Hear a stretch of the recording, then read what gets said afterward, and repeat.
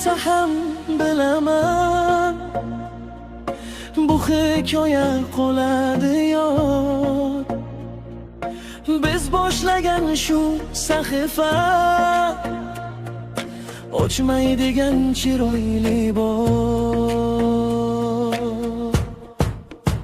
Shunday go'zalni uchratdim xotiramda,